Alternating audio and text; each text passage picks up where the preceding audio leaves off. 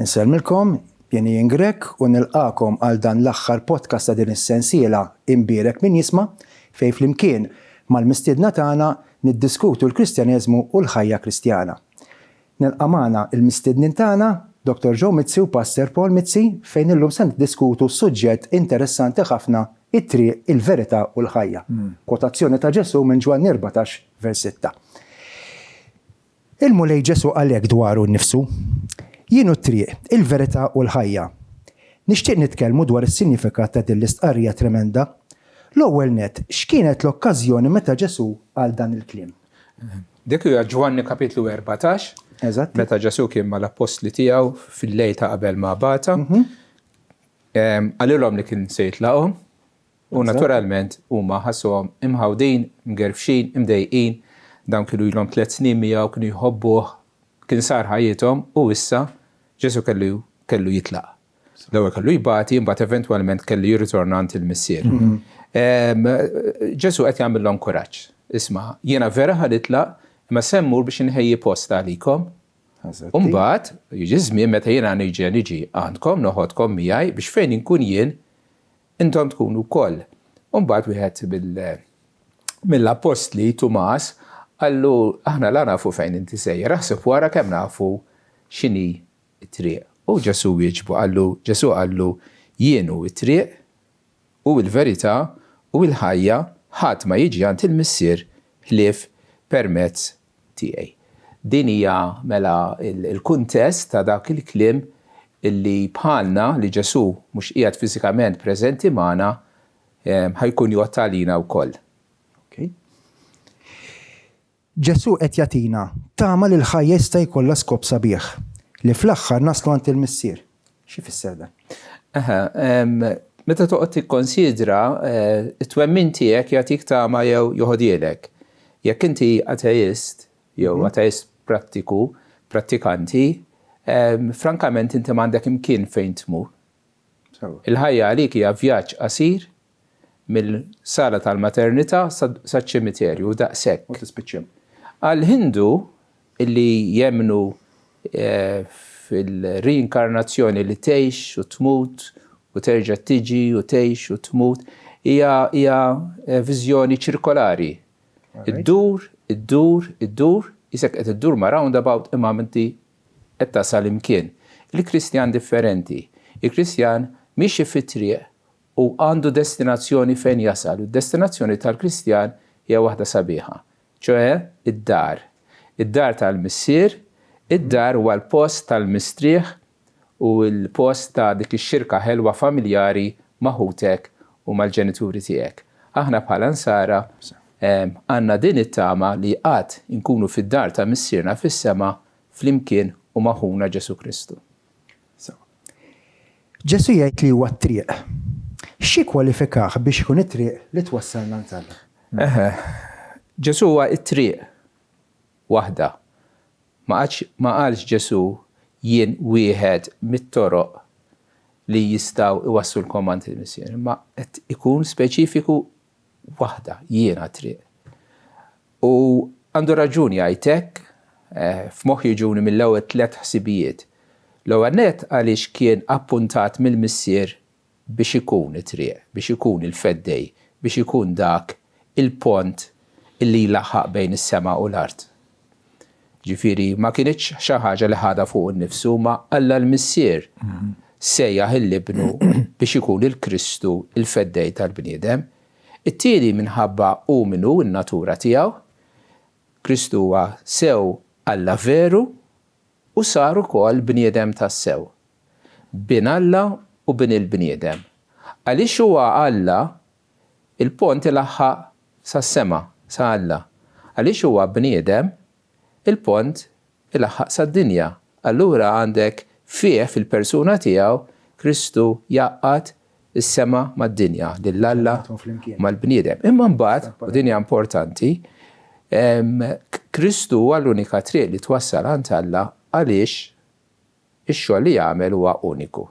Kristu li kien bla dnub ġie biex jagħti ħajtu biex jeħles il-bniedem minn dnubietu. Dik hija xi ħaġa illi Kristu biss għamilha.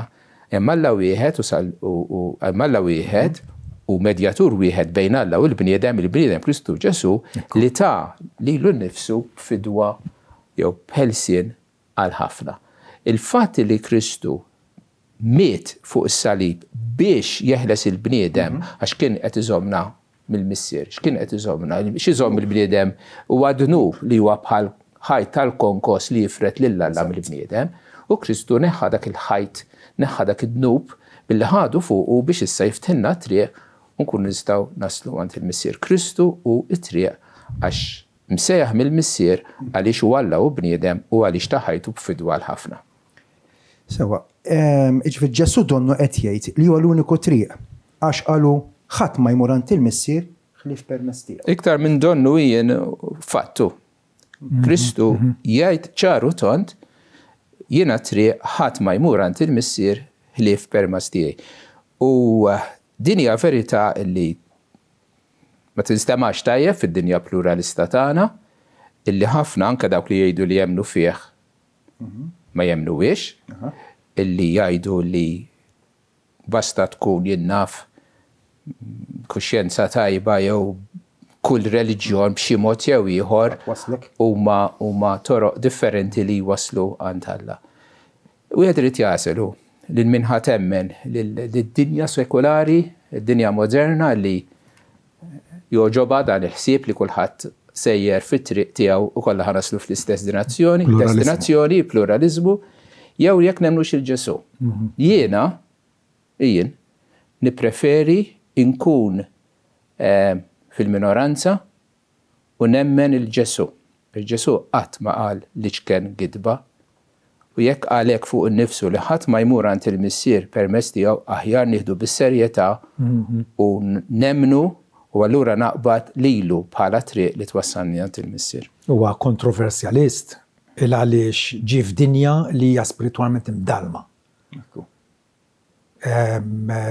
Reliġjonijiet konfliġġenti ma' xulxin, mentri hu ġabilna l-verità minn għand Alla. Ġie il-profeta l-kbir illi Mosè ħabbar minn qabel illi kellu jidher u Alla l-missier meta Ġesu kien trasfigurat fuq il-muntanja l-apostli semgħu jgħid dan u ibn il-maħbub isimgħu lilu.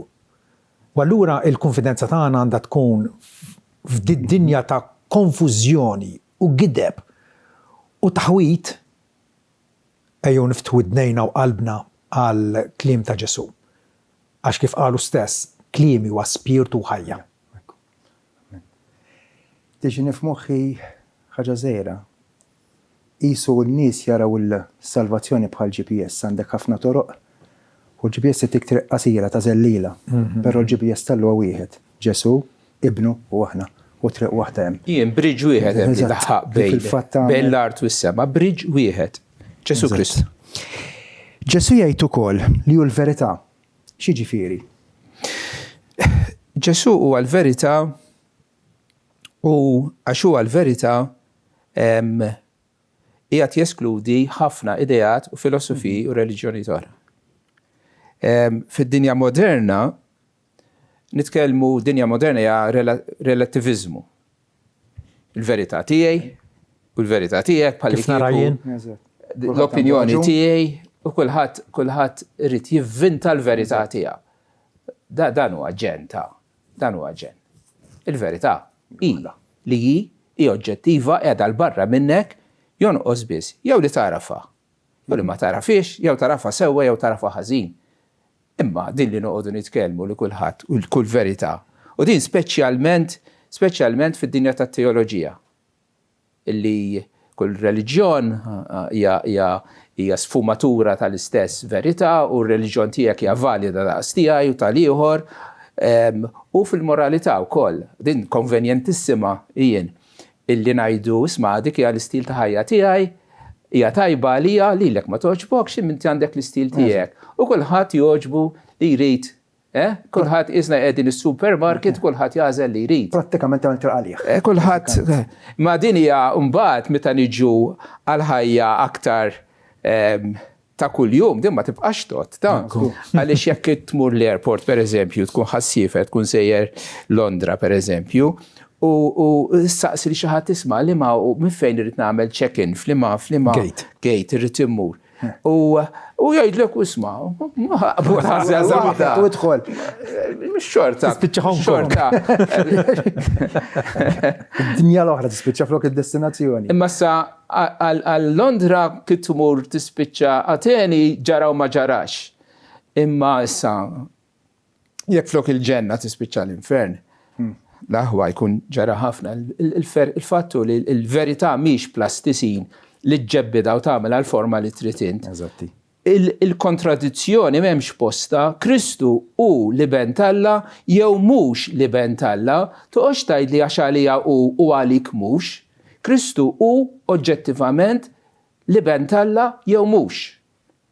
Issa jiena nemmen u konvint għax l-Iskrittura tgħallem b'evidenza storika li Ġesu u li bentalla għaliex wetta il-profetiji li kienu mħabbra mijiet ta' snin qabel fuqu għax u kien bniedem impeccabli għaliex u għamel mirakli kotrana biex juri li mhux paroli biss għandu imma għandu wkoll l-awtorità ta' Alla fuqu u fuq kollox wara dan kollu Ġesu Kristu wara li kien mislub għam minn benn imwiet wara 3 ijiem. Kieku Ġesu ma kienx dak li qal li hu, Kristu illum huwa trapp u rmiet ġo xi qabar f'Ġerusalem.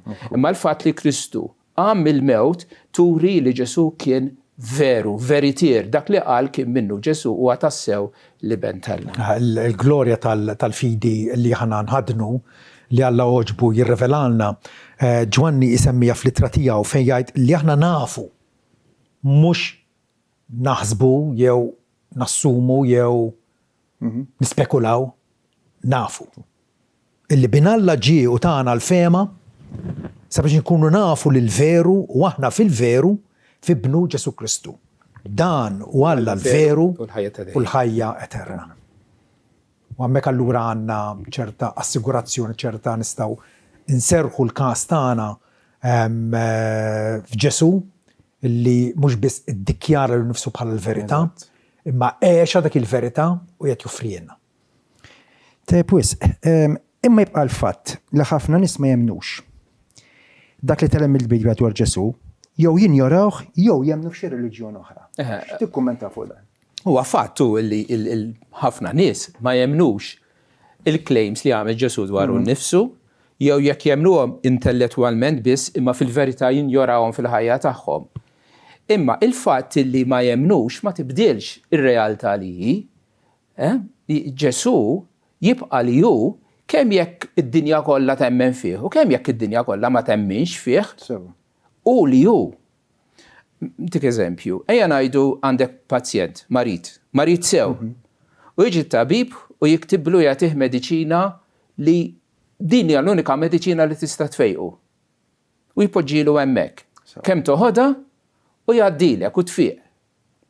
Issa, il-mediċina hija potenti, hija effettiva, hija qawwija. Jekk il-pazjent jgħidu le ta' ma nemminix u ma joħodix, x'ikun inbidel? Il-mediċina baqgħet dik li kienet, il-mediċina baqgħet effettiva, imma tafx jinbidel. Il-konsegwenzi fuqu illi ma ċċettax il-verità. Għax jispiċċa ħażin, jispiċċa jmut.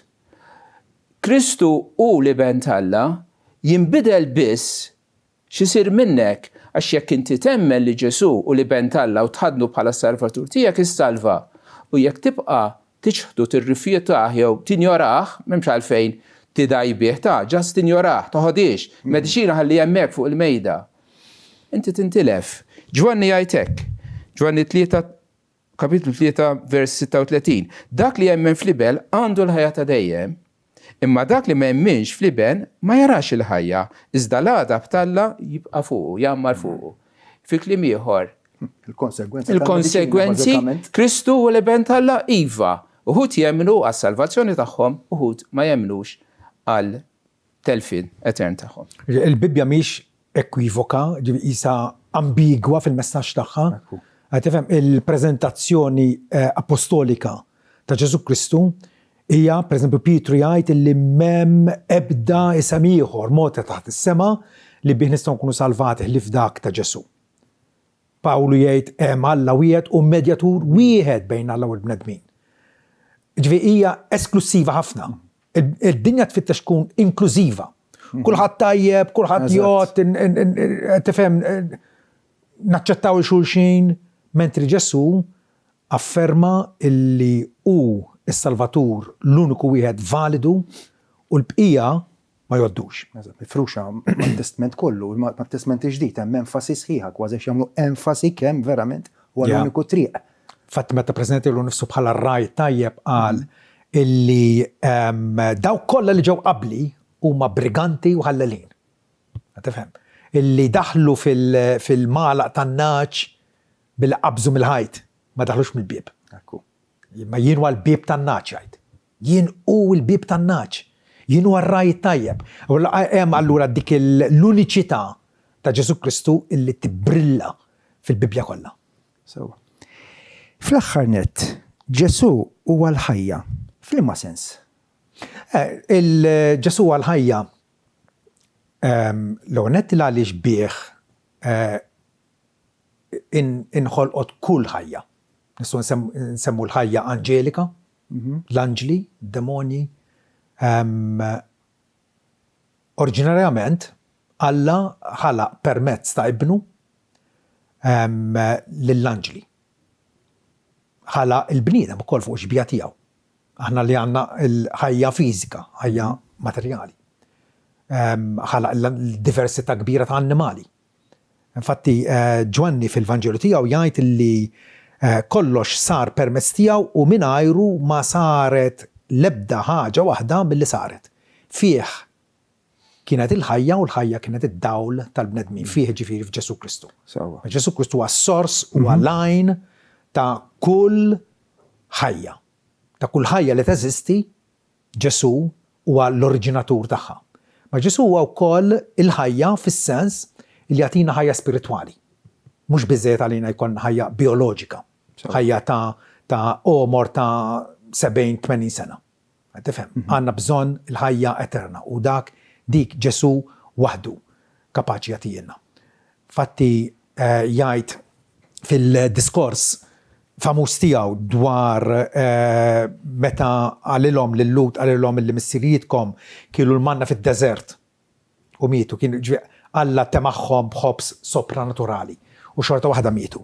Dan huwa l-ħobs li nieżel mis-sema sabiex wieħed jiekol minnu ma jmutx. Qed jippreżenta lil nnifsu bħala l-ħajja spiritwali tagħna. Jienu l-ħobs il-ħaj niżel mis-sema jekk xi ħadd jiekol minn dal-ħobs se jgħix għal dejjem. Xweda tremenda u unika. Ħadd ma kien kapaċi jitkellem kif jitkellem Ġesu Kristu u tagħna prova illi u ta' bilħaq il-ħajja tagħna. Għaliex? Għax jeleb il-mewt. Eżatt. Ġesu rixoxna mat-tielet jum skont kif bassaru nnifsu, skont kif ħabbru l-profeti minn qabel, tifhem? U allura huwa dak il-ħajja illi għandna bżonn. Jekk ta' bilħaq il-ħobs huwa laħmi li jiena sanati għal ħajja tad-dinja. Ġesu kif ta' laħmu għal ħajja tad-dinja billi ċeda li hu nnifsu fidel li dewa tiegħu li salbuh mas-salib. Hemmhekk għajat il-missier kollox mitmum, rat ruħu, ċeda ħajtu biex dik l-istess ħajja, il-ħajja tal-irxox tiegħu jagħtiha lilna.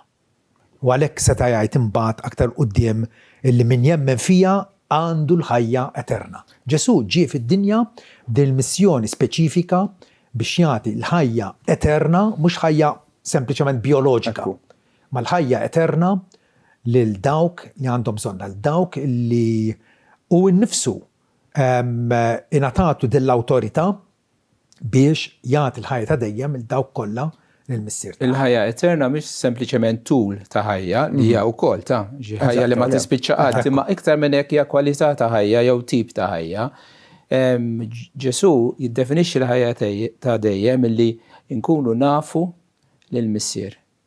Konna dik il-komunjoni ta' mħabba mal-missier. Dik hija l-ħajja li hija ħajja tas-sew. Infatti fl-istess passaġġ wieħed mid-dixxipli l-oħra staqsih Filippu kien qallu żid urina l-missier u jkun suffiċjenti għalina. Speċi aħna knaraw lill-Alla Biżżejjed. dak li rridu u għandu raġun. Is-suffiċjenza tal-bniedem isiba f'komunjoni mal-Missier. U Ġesu għallu inni da żmien magħkom jien u frattant ma sirx tafni Filippu. Diżappuntatu. Hemm element ta' diżappunt. Għax wara 3 snin Filippu kien messunduna minnu Ġesu Kristu. U Ġesu kompla jgħidu min ra lili, ra l-Missier. Kif tajt int urina l-Missier? Ġifieri jagħtina l-ħajja ta' dejjem Ġesu. Għaliex hu l-ġbija perfetta tal-Missier. Fih aħna narfu l-Missier, nitħabbu ma' l-Missier u jkollna din il-ħajja ta' komunjoni ta' mħabba miegħu. Xi ħaġa li Kristu għamilha għaliex hu nnifsu huwa ġbija perfetta tal-Alla u għaliex Kristu warrab min-nofs dak li kien qiegħed ifixkel ir-relazzjoni tagħna ma' Alla u ċoe id-dnub.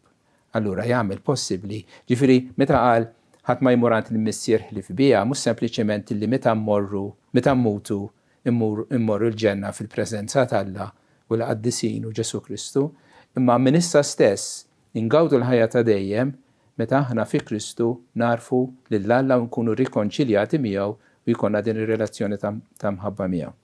Filippu da ma fem u ħafna Kristjani inkluż taġi kultant induma nifhmu wkoll ġifieri. Għaliex il-Bibja kif tippreżentaha Ġesu Kristu fil-eċċellenza u fil-għana insondabbli tal-grazzja tiegħu lejna. Hija xi ħaġa tremenda. Ġwanni pereżempju fil-bidu tal-Vanġelu tiegħu jgħid illi ħadd qatt ma ra l-Alla f'xi żmien. Ma liben waħdieni li hu fih dan l-Missier huwa għarrafulna. Okej, il-Kristjani kollha jafuh bl-istess grat, bl-istess livella. Imma il-kol kemm aħna nkunu grati li Ġesu żvelalna l-Missier. U rijulna jekk insaqsi minnu Alla. Minnu Alla. U jħares tan Ġesu Kristu. U nara il-milja tal-Alla fih. Il-riflessjoni eżatta tal-majestà divina. Moħħi u qalbi bla marrit iduru lejn dawk n-nies li għadhom ma jafux li Kristu jew għadhom ma jafux li l-Alla permezz ta' Kristu u kull bniedem fid-dinja jixtieq b'mod naturali li jkun ferħan li jgħix, li jgawdi, le? Min ma jixtieqx ikun ferħan u ħieni fid-dinja. Imma sfortunatament il-bniedem ma jfittix lill-Alla li huwa lajn tal-ħajja, ma jfittix qed ifittex f'post ħażin. Waħda mill-kwotazzjoni tal-kittib C.S. Lewis jgħid hekk, jgħid il-ġrajja umana hi l-istorja twila u terribbli tal-bniedem li jipprova jsib xi ħaġa flok Alla sabiex tagħmlu kuntent. U l-appell tagħna għandu jkun ħabib, trid tkun kuntent inti. Qed tfittex f'post ħażin, du lejn Kristu u stess qal jien u triq il-verità u l-ħajja. Jekk issib il-Kristu jew Kristu jsib lilek, inti mbagħad tibda tgawdi il-ħajja li hija ħajja tas-sew. U fuq il-kontru tajdu fuq Filippu wkoll Ġesu għamela ċara wkoll fil-Vanġelu meta qal min nara lili tal-Missier. Jiġifieri għandna stampa perfetta tal-Missieru. X'għandha tkun it-tweġiba tagħna għal din l-istqarrija ta' Ġesu? Jiena u t-triq, il-verità u l-ħajja. 3 statements tista' tajtu ma' solidi li għamel La darba Ġesu huwa it-triq ejja nimxu fih. La darba Ġesu huwa il-verità ejja nistudjaw il-kelma tiegħu, narfuha, nemnuha u nobduha. U jekk Ġesu hu il-ħajja jew nixorbu minn dan l-ilma ħaj għal kuntentizza tagħna u ma ninsewx il-ħadd ieħor u nofru l-istess ilma lil ħadd ieħor. Jien u triq il-verità u l-ħajja Ġesu Kristu. Murandu u jkollok l-arfin tal-Alla u tgawdija tal-ħajja ta' dejjem. Il-Ġesu napprezzawh jekk narfu il-realtà u l-gravità tad-dnubna. Id-dnub tagħna li fridna minn Alla, Ġesu ġie biex isewwi dik il-firda bil-sakrifiċċju tiegħu nnifsu. U kapaċi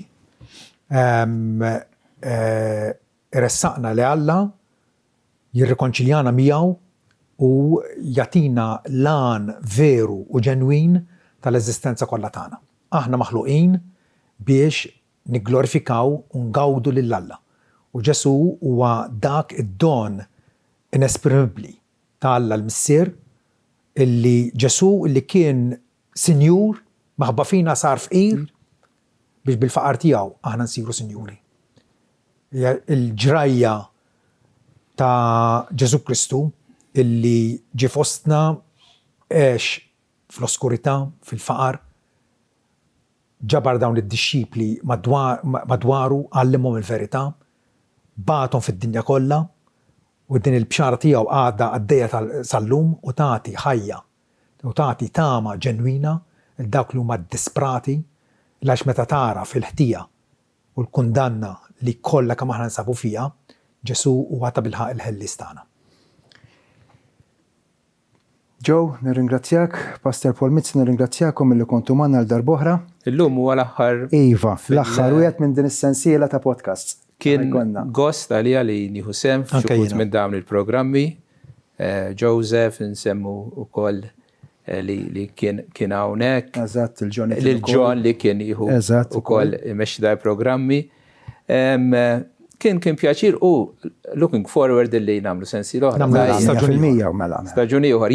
Jiena ħaġa ngħid aħna maħna xejn, aħna maħniex nies speċjali, aħna nies ordinarji, imma skoprejna xi ħadd li huwa tassew speċjali u tassew straordinarju.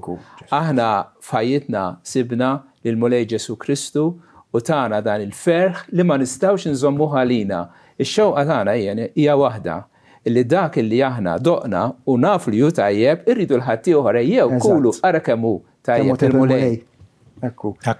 Isna tal-laba li sirna nafu fejn hemm il-ħobs. Li jitlesta morru kulu u jixbaw kunu sodisfatti.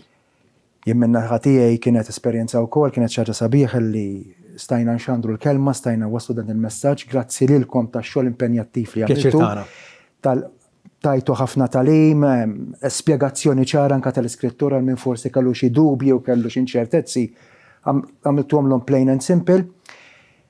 Hekk kif naslu għal tmiem ta' din l-ewwel sensiela tal-podcast Evangelikum bilek min jisma'.